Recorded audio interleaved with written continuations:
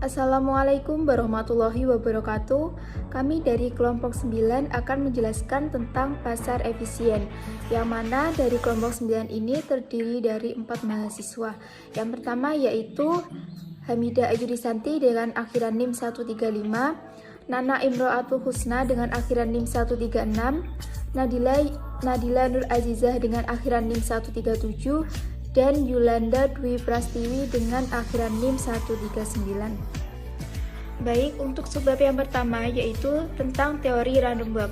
Seperti yang ada di PPT tersebut, terdapat dua kurva, yaitu yang pertama kurva pasar efisiensi kuat dan pasar efisiensi lemah.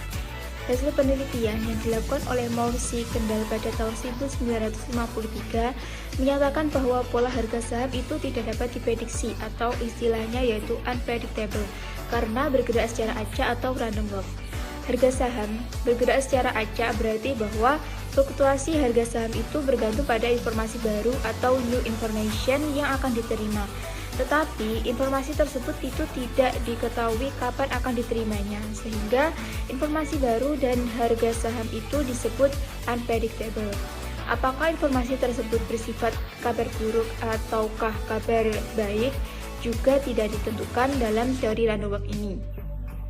Lalu apabila sudah diketahui, maka informasi itu disebut sebagai informasi sekarang atau today's information dan segera akan mempengaruhi harga saham sekarang. Akan tetapi tidak satupun pihak yang dapat terus-menerus menebak dengan benar harga saham pada esok hari ketika informasi baru itu hari ini tidak dapat diketahui pada hari ini, tetapi tidak menjamin kebenarannya. Bad news sendiri itu berarti bahwa informasi tidak akan berdampak negatif terhadap harga saham, yaitu penurunan harga saham. Contohnya dari bad news sendiri yaitu kenaikan drastis tingkat bunga bank, kenaikan drastis harga bahan bakar, kenaikan inflasi yang tajam, dan pabrik emiten terbakar habis.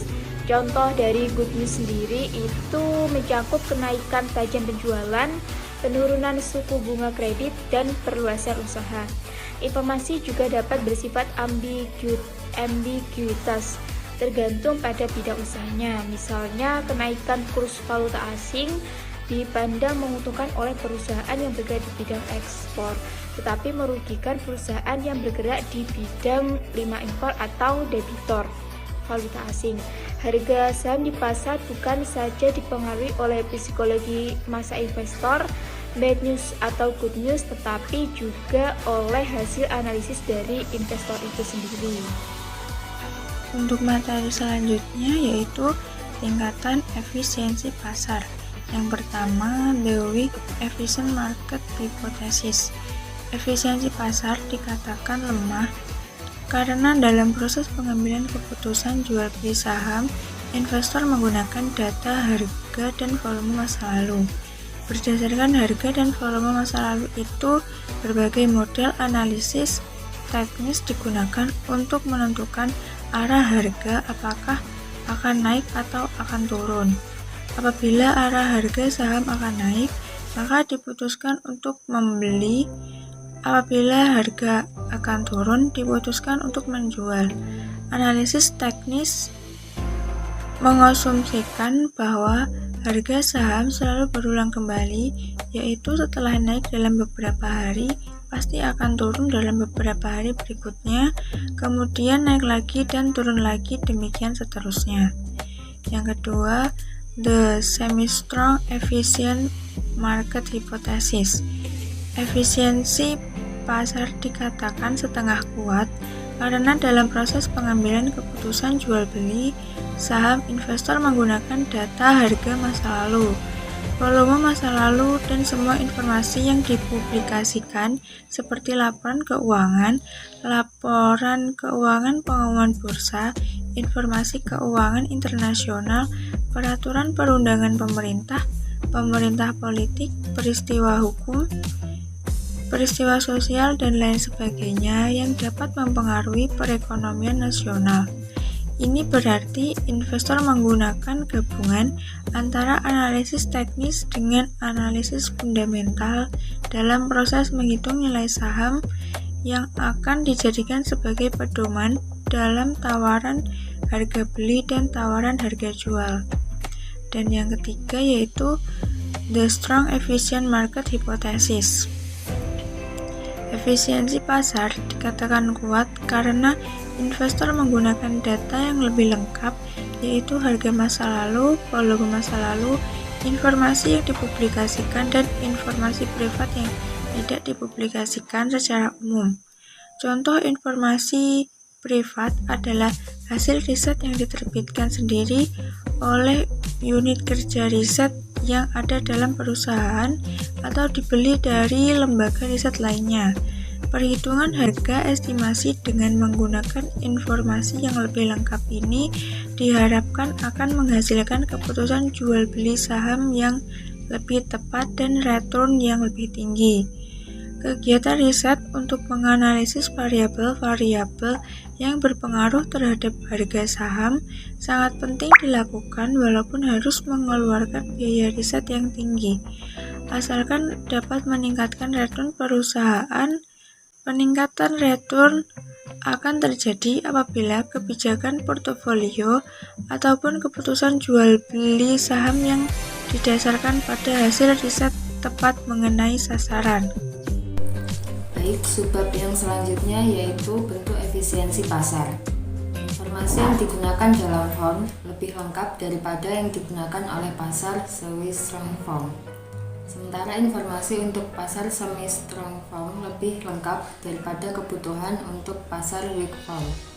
Dalam pasar yang efisiensinya masih weak form, gejolak harga saham sangatlah berarti masih ada kesempatan untuk meraih keuntungan yang lebih besar daripada yang diperoleh dari pasar yang efisiensinya sudah kuat. Investor yang sudah berpengalaman di pasar dengan efisiensi yang kuat akan mudah mendapatkan keuntungan yang lebih besar dari apabila beroperasi di pasar yang efisiensinya weak form. Harga saham dapat berubah baik karena adanya informasi baru yang rasional maupun tanpa informasi baru, sehingga perubahan harga tersebut dianggap tidak rasional melainkan emosional yang disebabkan oleh psikologis massa ataupun animal spirit. Perubahan harga yang disebabkan oleh psikologis ataupun emosional massa selalu mispriced dan akan pada masa berikutnya. Berikut ini hubungan bentuk efisiensi pasar dan informasi. Bentuk efisiensi pasar yaitu informasi yang digunakan. Untuk weak form yaitu harga dan volume masa lalu, semi-strong form harga, volume masa lalu, dan informasi publik. Untuk strong form yaitu harga, volume masa lalu, informasi publik, dan privat. Bab selanjutnya yaitu event studies. Pertama, peristiwa split. Misalkan manajemen perusahaan merencanakan untuk melakukan split saham yang akan diusulkan dalam rapat umum pemegang saham atau RUPS mendatang. Hasil dari RUPS ini akan diumumkan secara resmi melalui surat kabar dan pemberitahuan manajemen perusahaan kepada pihak BPPAM serta bursa efek. Pemberitahuan semacam itu pernah dilakukan pada tanggal 13 Desember 2004. Ternyata reaksi pasar terhadap pengumuman hasil RUPS tersebut positif karena para investor menilai bahwa saham perusahaan itu akan sangat menguntungkan, yaitu memberikan return sebesar 20% per tahun yang jauh di atas bunga deposito yang hanya sebesar 7%. Pelaksanaan split itu sendiri membutuhkan waktu 16 hari setelah tanggal pengumuman karena investor memberikan reaksi yang positif terhadap split ini. Maka harga saham naik selama menunggu pelaksanaan split dari tanggal 13 sampai 29 Desember 2004. Selanjutnya yaitu peristiwa right issue. Apabila reaksi suatu peristiwa bersifat negatif terhadap harga saham di pasar, maka peristiwa itu tidak dikehendaki oleh investor. Reaksi negatif ini akan mengakibatkan harga saham turun setelah pengumuman penerbitan. Jika suatu perusahaan berencana melakukan penerbitan right issue pada saat pasar sedang bearish, bertujuan untuk menutupi kerugian atau kekurangan modal, maka investor akan melepaskan sahamnya sebelum maupun sesudah pengumuman diterbitkan. Dengan terjadi penurunan harga saham sebelum tanggal pengumuman resmi, berarti telah terjadi kebocoran informasi.